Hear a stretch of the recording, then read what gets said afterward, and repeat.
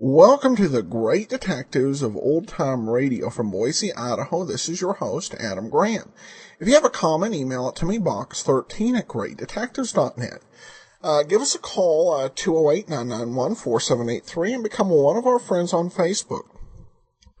Facebook.com/Radio Detectives. Well, this episode is brought to you by the support of our listeners. Thank you so much for your support.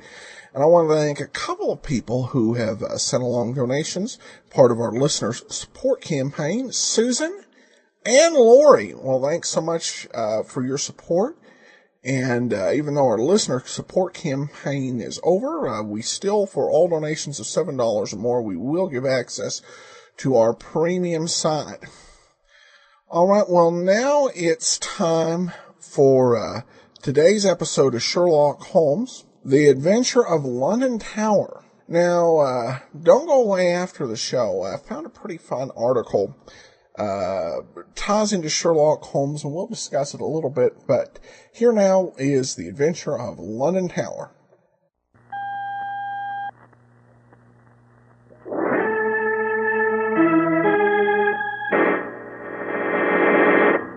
From New York City, the makers of Clipper Craft clothes for men and more than 1,200 leading retail stores from coast to coast present Sir Arthur Conan Doyle's immortal character, the world's most famous detective, Sherlock Holmes, starring John Stanley.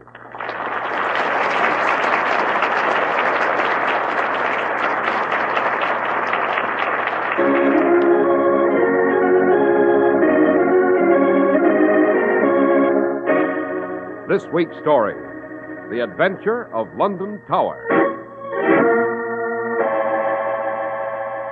Holmes, the official police have been swarming through the Tower of London here for 2 days, and they've found nothing. That is because they've met their match, Watson. The thief who engineered this extraordinary crime is a man worthy of my own metal. Yes, but where is he? How did he escape from the tower? He didn't, Watson. Oh, but that's absurd, Holmes. He can't still be here. Can't he, Watson? Listen to that. Holmes, the killer. He is here, and he's struck again. Yes, quick. Down these stairs. After him.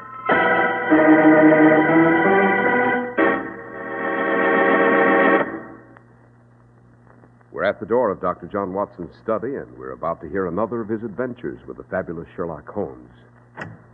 Well, good evening, Mr. Harris. Good evening, Dr. Watson. Hard at work on your memoirs as usual, I see. Well, which one is it this time? Well, tonight, Mr. Harris, I'm able to reveal for the first time an extraordinary adventure, the details of which for many years were shrouded in official secrecy.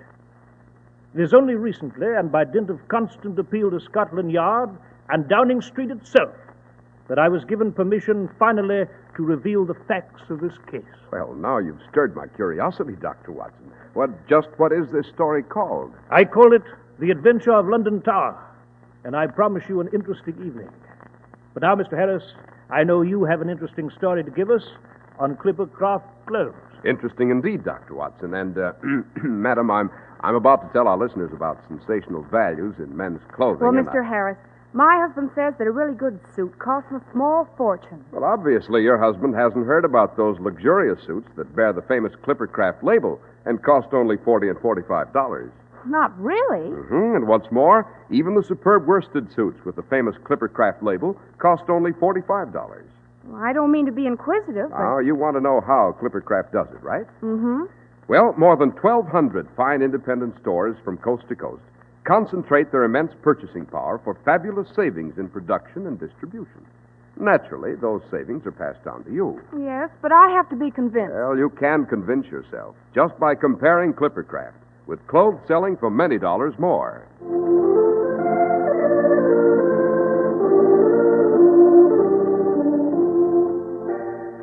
And now, Dr. Watson, what about this adventure of London Tower?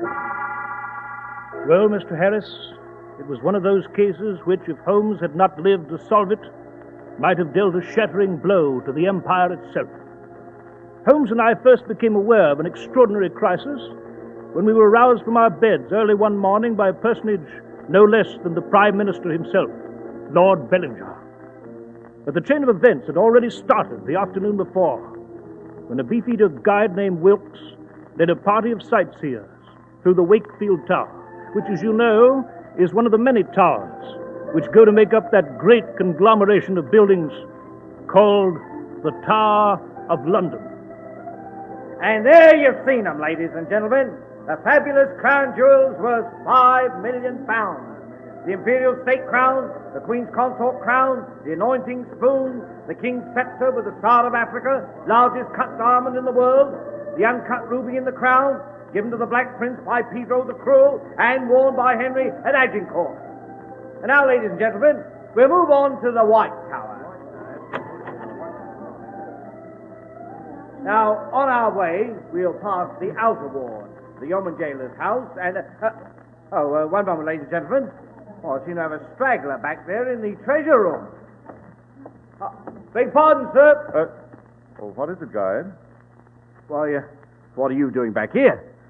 Why haven't you come along with the others? Oh, just admiring the crown jewels here under this iron-barred case. That's as maybe, sir. But we can't allow any of the sightseers to lag behind. Not here, anyhow. Rules, you know. Yes, of course. I quite understand, guide. It's just that I cannot take my eyes from these jewels. Look at them shine. The symbols of empire. The pride of kings and the joy of queens. They're beautiful. Beautiful.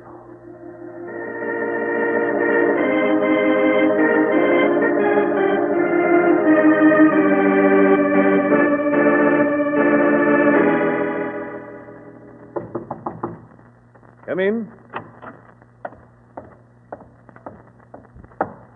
Yeoman Albert Hodgkins of the Tower Guard reporting, Major. Oh, yes, Hodgkins, at ease. Yes. Hodgkins, as Major of London Tower and Chief Constable, I seem to be having trouble with my yeoman warders lately. Let me see. You stand watch over the crown jewels with Yeoman Wilson, do you not? Yes. Quite. But it seems that Wilson is ill and confined to his quarters. I shall therefore assign another man to stand guard with you. And who will that be, Major Markham? A new man to the yeoman of the guard, Hodgkins. His name is Digby, and he comes to us with an excellent military record. He'll report directly to you at the treasure room tonight. Very good, sir. And, Hodgkins, one more thing. Yes, Major? This man Digby was shot up a bit in the Afghan war. They did some rather crude surgery to his face. I'm counting on you to exhibit no particular reaction. You understand? Of course, Major. Very good. That'll be all, Hodgkins.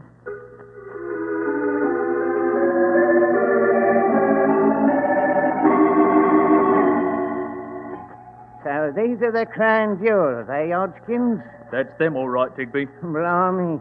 I was in His Majesty's service a long time, but I never stood a watch like this. Now, what's this here crown? That's Sir Edward's crown, made for the coronation of Charles II. And this big diamond? Oh, that's the Koh-i-Noor diamond. Used to belong to the Rajah of Lahore, that did. They're going to bring it to Windsor Castle. Oh, are they, Hodgkins? I said they were, didn't I? That's where you're wrong. What do you mean? This Hodgkins. No! No!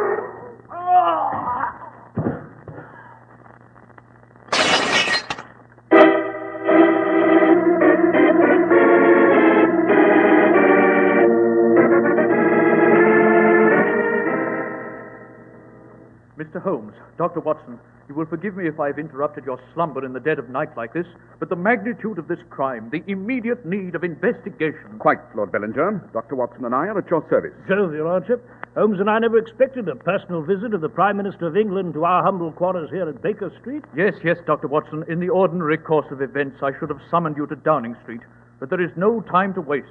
There is a terrible urgency to this whole fantastic affair. Oh, I should say so.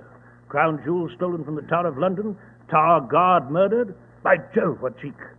No one's ever tried that before. On the contrary, Watson, they have. In the reign of Charles II, an Irishman named Thomas Blood purloined the jewels and almost succeeded in getting them out of London before he was apprehended. But enough of that. Lord Bellinger, a question or two, if you please. Yes, Mr. Holmes? Is the government yet aware of this loss? Only the highest circles. The royal family has been notified and the inner cabinet. We are striving to keep the affair a secret as long as possible. You must understand why. Right. Well, the crown jewels are priceless. They are indeed, Dr. Watson, and more than in just a material sense. Indeed, they are the symbols of empire. They hold our far-flung dominions and colonies together. I need not tell you the shattering impact of this news, both at home and abroad. Mr. Holmes. Yes, Lord Bellinger. I beg of you, indeed I plead with you to lend your great talents to this affair. If your genius has ever burned brightly, let it burn now. The crown jewels must be recovered at any cost. You may rest assured, sir, that we shall leave no stone unturned. Now then, as I understand it, the official police have been notified. Yes, Scotland Yard was notified immediately and threw a cordon around the whole tower. The tower wardens have locked all gates and entries. No one can enter and no one can leave. All gates have been sealed. Good. I might add that all personnel has been sworn to secrecy so as not to foment public unrest. I see. Watson? Yes, Holmes? You'd better get dressed and be off to the Tower of London at once.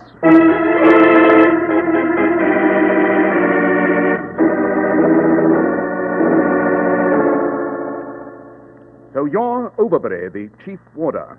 Yes, Mr. Holmes. Major Markham, the chief constable, asked me to conduct Dr. Watson and yourself to the treasure room the moment you arrived. Nothing's been disturbed, Overbury? No, Dr. Watson, nothing. We left the corpse of poor Hodgkins just as it was. Here we are.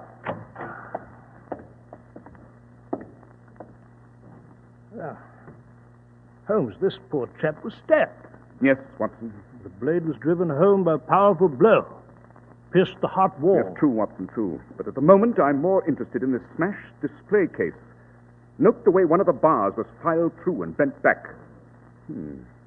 Interesting. What's interesting, sir? The thief, if I recall the articles exhibited here, took an amazingly large number of these valuables. They must have been difficult to hide and bulky to carry. Overbury, Yes, Mr. Holmes. what time this morning did you discover the theft? Why, about 4 o'clock, sir. What did you do after that? I immediately ordered the alarm and notified Major Markham. He was just finishing his bath. Bath. Well, Watson, there's nothing more to be seen here. Now then, Overbury. Yes, sir. Be good enough to take us to the chief constable, Major Markham. Yes, sir. Come with me, gentlemen. The Major is occupying temporary quarters just over the water gate.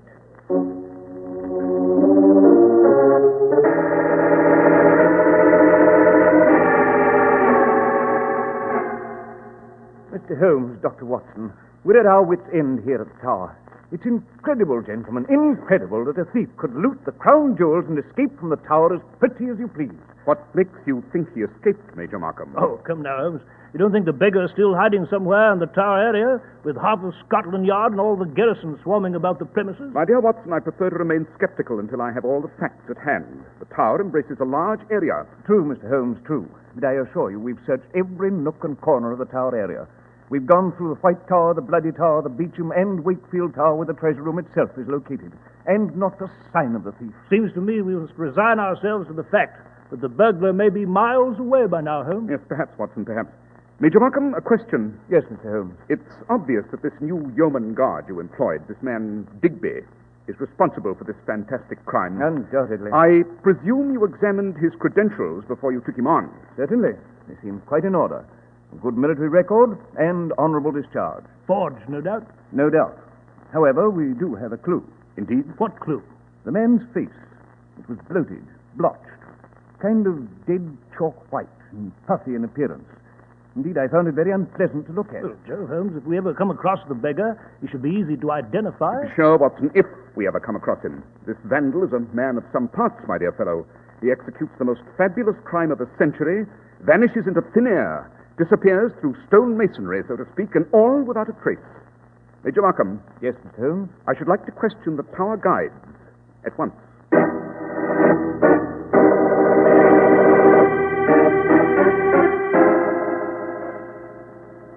Now then, Wilkes, your duty is to take sightseers through the treasure room in Wakefield Tower. Yes, Mr. Holmes. And I might say that I noticed one mighty suspicious bloke among the crowds yesterday afternoon. Indeed? What do you mean, Wilkes? Why, Dr. Watson, this here gentleman was loitering around the crown jewels. I had to go back and get him to move on. The fella couldn't tear himself away. But there was something about him, a look about him. What kind of look? Well, he had a high, bald forehead and a big, thin nose and a thin face, like a knife almost, and a big drooping moustache. Wilkes, one moment. This man's eyes, what color were they? Oh, Holmes, what the devil... Please, Watson. Try to think, Wilkes. What color were this man's eyes? Why, they were blue, Mr. Holmes, and the eyelids drooped a little. Watson, it's he. I'm sure of it. Dash it all, Holmes, who? I prefer not to mention his name until I'm sure beyond all reasonable doubt. But he's certainly capable of a fantastic plot like this, and the high stakes are much to his liking. Watson, if this man is indeed our quarry, this genius of crime, it'll take a near miracle to recover those crown jewels and restore them to their rightful place.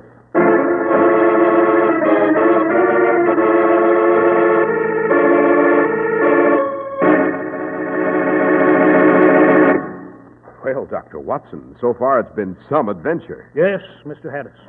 I consider it unique among my memoirs. Yes, unique. Say, you've given me just the word I need when it comes to Clippercraft clothes, Dr. Watson. Now, getting back to your husband, madam. Yes, I've got to be getting back to him, but, well, how do we distinguish a genuine Clippercraft? Well, how do you determine that silver is sterling? By the mark of sterling, of course. No suit or coat is a genuine Clippercraft unless it bears the renowned Clippercraft label. That Clippercraft label is your proof of quality and value. But what about Clippercraft coats, Mr. Harris? Truly expensive-looking Clippercraft topcoats and overcoats are the sensation of the nation at only $40 to $47.50. And speaking of sensations, just wait till your husband sees Clippercraft's handsome new zipper-lining topcoats. Where can we shop for these wonderful Clippercraft clothes? In your very own community at the friendly independent store that sells Clippercraft clothes. Well, if they look as good as you make them sound. They really do. That's why men who know insist on Clippercraft clothes bearing the Clippercraft label. So be sure to visit the Clippercraft store in your city. These leading stores in the metropolitan area are proud to add their names to Clippercraft in your suits, topcoats, and overcoats. In Manhattan, John Wanamaker Men's Stores, Broadway at 8th and 67 Liberty Street. Saks 34th, Broadway at 34th. In Brooklyn, Abraham and Strauss. In Newark, New Jersey, Boulevard Men's Shop, Kresge Newark. And in Jamaica, the B&B Clothes Shop, 16408 Jamaica Avenue.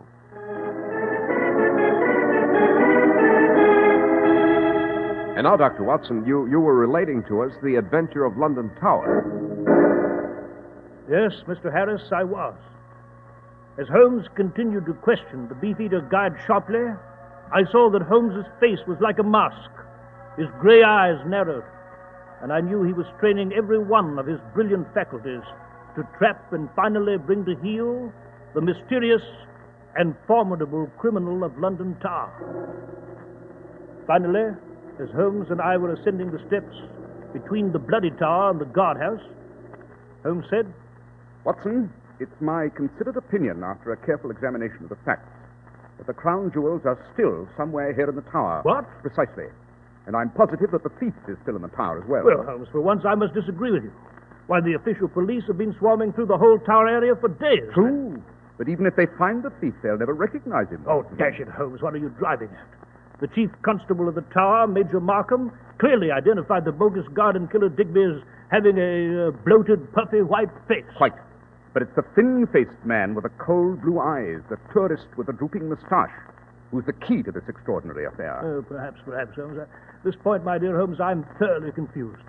As to the jewels themselves, you said they're still in the tower. And with good reason, Watson.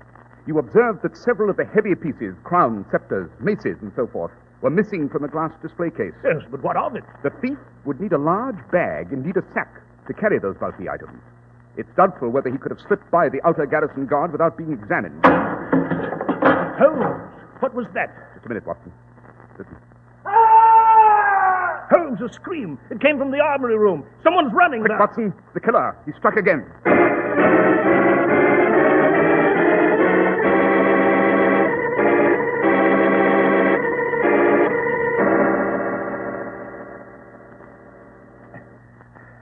Holmes, it's the chief warder, Overbury. Yes.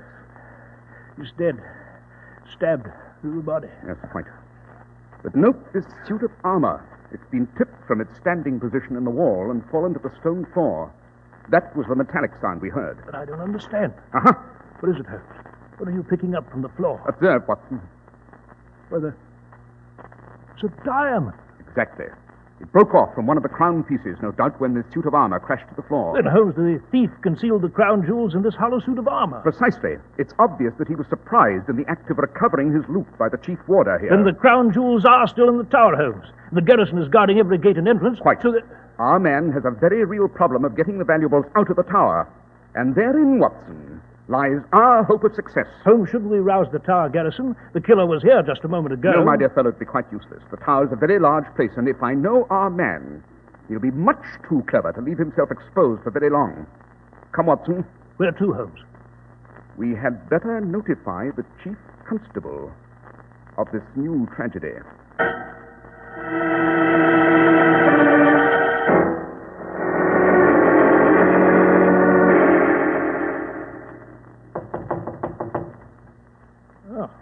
Major Markham doesn't seem to be in, Holmes.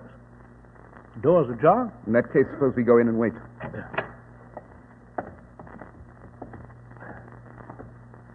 Rather an impressive view from this barred window here, don't you think, Watson? Yes, Holmes. We seem to be just above the outer wall, and the River Thames just beyond the wall. I must say, however, I find this panorama rather depressing. These grey towers, Watson, have hidden many a shriek of torture. Many a royal prisoner has languished in its dungeons. Many others came through the traitor's gate and thence to the headsman's axe. Hello, what's this? Holmes, what are you... Watson, note the bars on this window. Here, near the base. Well, they've been partially filed through. Precisely, and for a very good reason. It might be well to make a detailed study of this room while... What is it, Holmes? Note, Watson, observe. On this wash basin... Dash it, Holmes. I don't see anything. Don't you, Watson? Use your eyes. Here is a tiny globule of paraffin, not much larger than the head of a pin. Paraffin? Quite. Well, what of it? Everything, Watson, everything. This tiny globule of paraffin is the hinge of this entire case.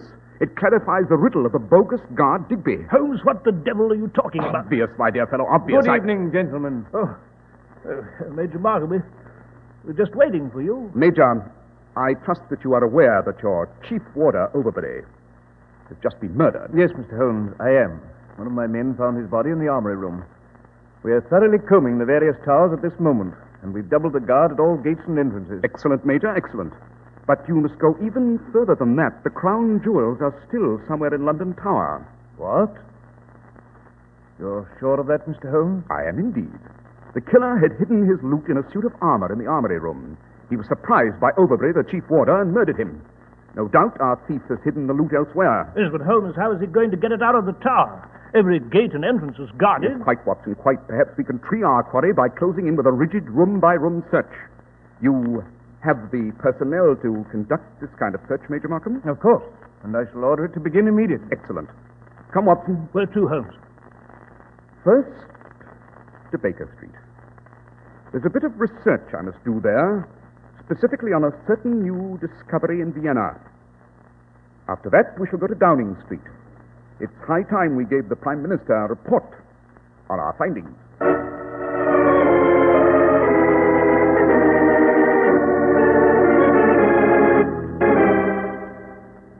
Mr. Holmes, Dr. Watson, I have left an emergency meeting of the inner cabinet to see you, and I pray that you have good news. Be of good cheer, Lord Bellinger. We've made considerable progress.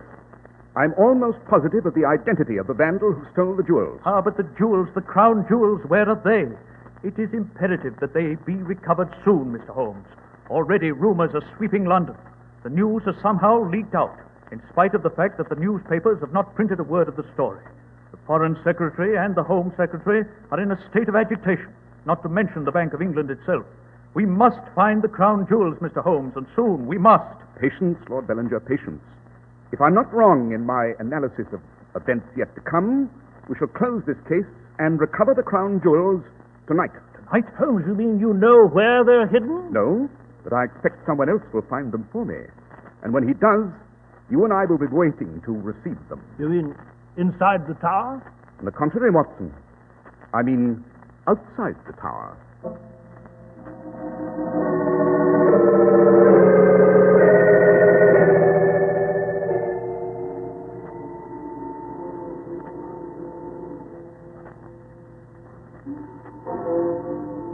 Oh, it's 2 o'clock, Holmes. Yes, Why the deuce are we standing outside this tower? No one can get in or out without being challenged by a guard. Anyway, it's cold enough out here by the river wall to chill the marrow of a man's bones. Why this tower watch in the dead of night? Because, Watson, I expect the purloiner of the crown jewels to put in an appearance at any moment. Like the cornered fox, the hounds close in, and he must break away before it's too late. But, Dashit, I don't understand her. Watson. Eh? What is it? Look at that window, high in the tower. Oh, there's a man crawling through the window, under that small rampart. Yes, and note, there's a bag slung over his shoulder. Yes, you're right, sir. But the deuce is... Watson, quick, shrink back into the shadow here. What is the point? Someone's just lit a match over there at the far end of the river wall. Obviously a signal. You mean he's a Confederate? He is indeed, and more than that. He's the brains behind this extraordinary coup. One of the cruelest and most brilliant criminals of a generation, Colonel Sebastian Moran. What? Colonel Moran? But look, Holmes on the rampart. He's flinging the sack out into the river. Yes. It's landed in the water. Yes, sir. Watson, look over there at Colonel Moran. He has a rifle. Yes, he's pointing it at the man up there. He's been hit. He's falling, Holmes. Quick, Watson, after him. Halt, Moran! Halt! Holmes, he's raising his gun! Quick, your revolver. Good shot, Watson. You winged him in the arm. He dropped his gun. Halt, Moran! He's running along the river wall. Oh, I missed him, curse it. There's this darkness here. Holmes is going to dive into the Thames from the wall. There he goes!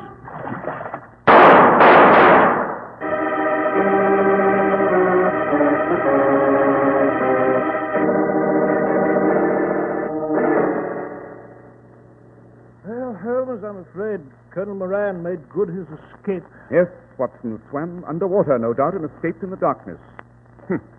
Man has a charmed life.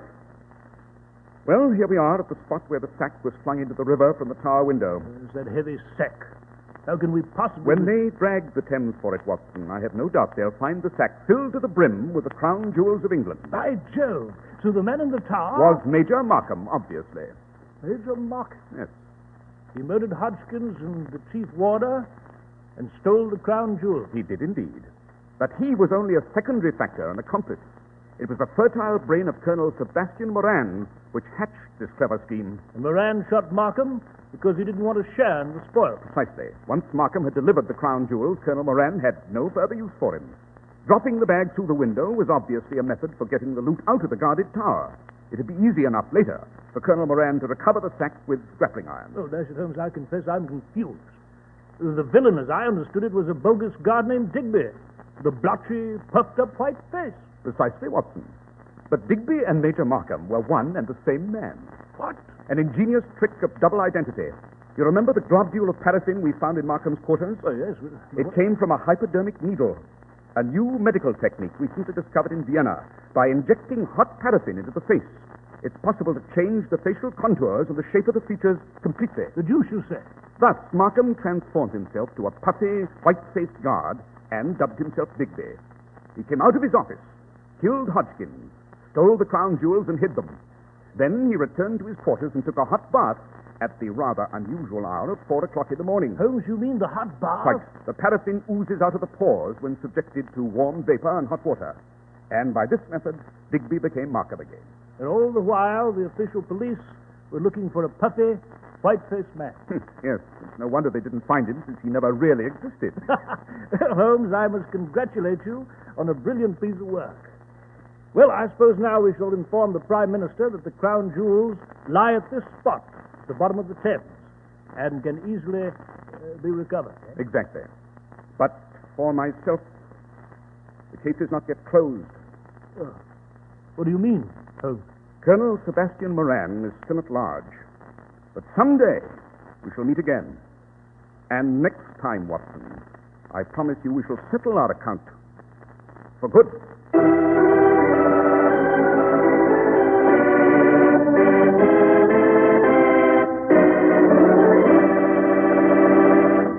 And did Holmes settle that account finally, Dr. Watson? He did indeed, Mr. Harris. He finally brought Moran down in another adventure, the case of the empty house.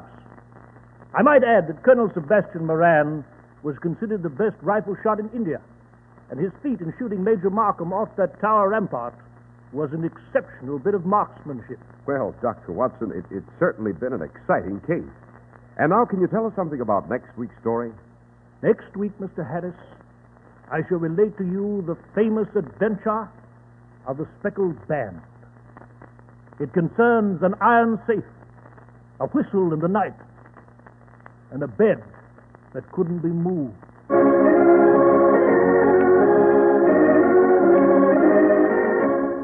The makers of Clipper Craft clothes and more than 1,200 stores from coast to coast have brought you another in the new series of broadcasts featuring the world's most famous detective, Sherlock Holmes. Our stories are based upon the character Sherlock Holmes, created by Sir Arthur Conan Doyle, and the program is produced and directed by Basil Loughlin. Sherlock Holmes is played by John Stanley, Dr. Watson by George Spelton. This week's story was written by Max Ehrlich, with special music by Albert Berman.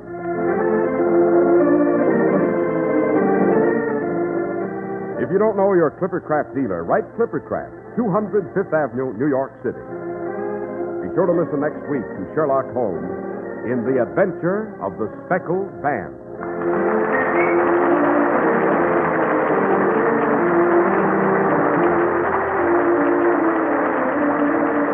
This is Cy Harris speaking for Clippercraft Clothes. This is the Mutual Broadcasting System. In just a moment, you'll hear Behind the Front Page. For non-stop service to Jacksonville, call Eastern Airlines. Fly to Jacksonville non-stop in 3 hours and 11 minutes. For immediate reservations, call Eastern Airlines. This is WOR, New York. Welcome back. They go ahead and they bring in Sebastian Moran. This one was kind of interesting. I did have an inkling that guard was fake. I think anytime you're dealing with Sherlock Holmes and our expectations of him, it's really hard to find the right sort of villain. You can't just use the type of villains that show up on every other detective show. So it requires a little bit of a finesse, and it's a challenge. And so you do understand. I do understand why they keep going back to the original series and taking not only Moriarty, but now Sebastian Moran. All right, well, now we turn to a story at digitaldailyftp.com. They have episode logs of around 500 programs. Some of them we use, some of the programs, I don't know when they're going to have episode logs, but they have some good information there. And one of their latest features is their definitive Tales of Fatima log. And they include this article in there by John Crosby. And one thing he addressed, because a lot of folks have noticed the similarity between Tom Stanley and not only Tom Stanley, but John Stanley and Tom Conway, the similarity of voice. And Rathbone, according to John Crosby, he said he didn't take too kindly to this imitation of him. I resent intensely the way they imitate what we did, as well as give the impression I'm still on the program. It's too bad there isn't a law against plagiarizing a man's voice. Rathbone claims he still gets hundreds of letters from people congratulating him on his performance last night as Sherlock Holmes, which he hasn't played for 3 years. And there's some other interesting insights in this article. And the lead is a very amusing quote. He said, I had to get away or Sherlock Holmes would have absorbed me completely. William Gillette, who played Holmes for roughly a generation on the stage, finally built himself a big house full of trapdoors and things and went around in a cap and cape like Holmes. Holmes is too big for anybody. And the other thing that he revealed, it doesn't make into a lot of the contemporary accounts we mainly get with Sherlock Holmes, that he was tired of, with Basil Rathbone and Sherlock Holmes, that he was tired of playing the character. He actually said he would be willing to do Sherlock Holmes, provided that they move the program to New York, and they refused to do it. The way that he put it, he said they thought I'd be back like a bad little boy. I told them it'd have to be in the East. They thought I couldn't leave all those oranges. If they knew how I loathed oranges. And so if they'd been willing to move the show to New York, Rathbone would have stayed with them. Of course, the big ironic thing is that after one season in California, they did go ahead and move the show to New York. So, it really doesn't make one think. I mean, if you had Rathbone Bruce the entirety, the last 2.5 seasons, I think it would have made a big difference in the show. Would have commanded higher ratings, higher budgets with better writers. What might have been. I guess that leads me into listener comment on episode 739, The Well-Advertised Murder. Michael O'Brien says, "Oh dear, I don't mind John Stanley as Holmes, but the script is on the feeble side. Not one of the best." Think? Could have been different if they'd only been willing to move to New York 1 year early. Oh well, alright. Well, that will do it for today. Join us on Friday for yours truly, Johnny Dollar, and then back here on Thursday for another episode of Sherlock Holmes. Send your comments to box13@greatdetectives.net. Follow us on Facebook at Radio Detectives, and give us a call, 208-991-4783. From Boise, Idaho, this is your host, Adam Graham, signing off.